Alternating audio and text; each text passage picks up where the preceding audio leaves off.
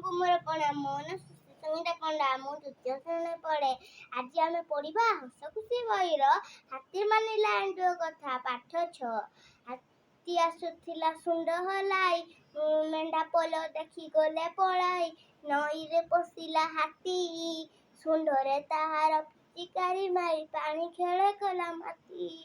ହାତୀର ଖେଳକୁ ଏଣ୍ଡୁଅ ଦେଖିଲା, କହିଲା ୟାକୁ ତୋରାଟି ଆଖି। ହସନା କରୁଛ ପାଣି, ଜୀବନ ପାଇଁକି ବିପଦକୁ ତୁମେ ଡାକି ଆଣୁ ଜାଣି ଜାଣି।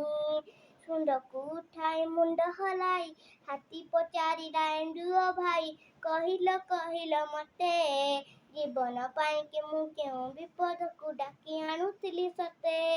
ଏଣ୍ଡୁଅ କହିଲା ଏ ହାତୀ ଭାଇ, ମୁଣ୍ଡରେ କି ତମ ଅକଲ ନାହିଁ?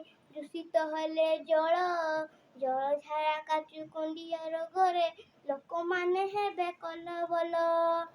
ମୁଣ୍ଡକୁ ହଲାଇ କହିଲା ହାତୀ, ଏଣ୍ଡୁଅ ଭାଇ ତୁ ମୋର ସାଥୀ, ମାନୁଛି ତୋର କଥା। ସାନ ଦେହ ସିନା ବଡ଼ ବଡ଼ କଥା, ସାଇଚିଛି ତୋର ମଥା।